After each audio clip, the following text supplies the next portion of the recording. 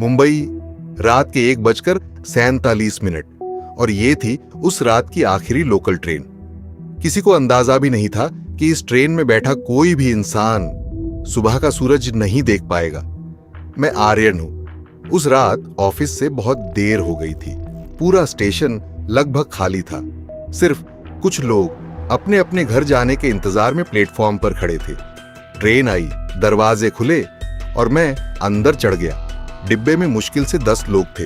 एक बुजुर्ग आदमी, एक कॉलेज का लड़का, एक महिला अपनी लगभग 8 साल की बेटी के साथ और कुछ लोग जो मोबाइल में व्यस्त थे। ट्रेन धीरे धीरे चल पड़ी। शुरुआत में सब कुछ बिल्कुल सामान्य था, लेकिन जैसे ही ट्रेन अगले स्टेशन से निकली, पूरी ट्रेन की लाइट 1 सेकंड के लिए बंद हो गई और फिर वापस जल उठी। सभी ने एक दूसरे की तरफ देखा, फिर अपने काम में लग गए। लेकिन मेरी नजर सामने बैठे एक आदमी पर पड़ी। वह लगातार नीचे फर्श की तरफ देख रहा था, बिल्कुल बिना हिले, बिना पलक झपकाए। तभी उसने अपना सिर धीरे धीरे मेरी तरफ घुमाया। उसकी आंखें पूरी लाल थीं और उसके होंठों से काला झाग निकल रहा था। मैं कुछ समझ पाता उससे पहले वह अचानक सामने बैठे युवक के ऊपर टूट पड़ा।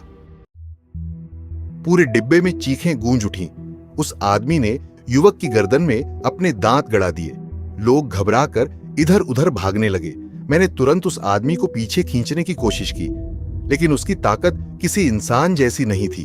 तभी एक जोर का झटका लगा और ट्रेन अचानक रुक गई। पूरा डिब्बा अंधेरे में डूब गया। सिर्फ इमरजेंसी लाइट की लाल रोशनी जल रही थी।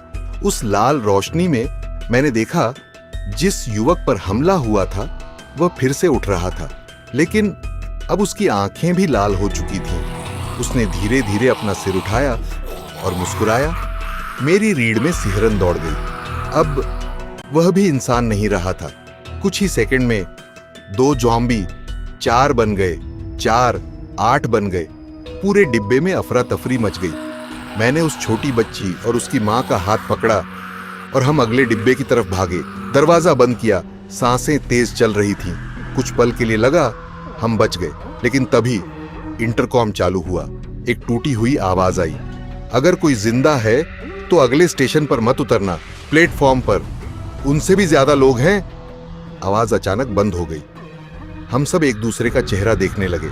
अगर ट्रेन के अंदर ज़ॉम्बी है तो बाहर क्या है? इतने में ट्रेन अपने आप फिर चलने लगी।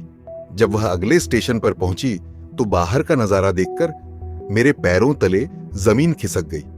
पूरा प्लेटफॉर्म हजारों संक्रमित लोगों से भरा हुआ था। वे सब बिल्कुल शांत खड़े थे, जैसे उन्हें किसी का इंतजार हो। अचानक उनमें से एक ने धीरे धीरे अपना सिर हमारी तरफ घुमाया, फिर दूसरा, फिर तीसरा, और देखते ही देखते पूरा प्लेटफॉर्म हमारी तरफ देखने लगा। उसी पल ट्रेन का दरवाजा अपने आप खुल गया और सैकड़ों ज़ॉम्बी ट्रेन की तरफ दौड़ पड़े।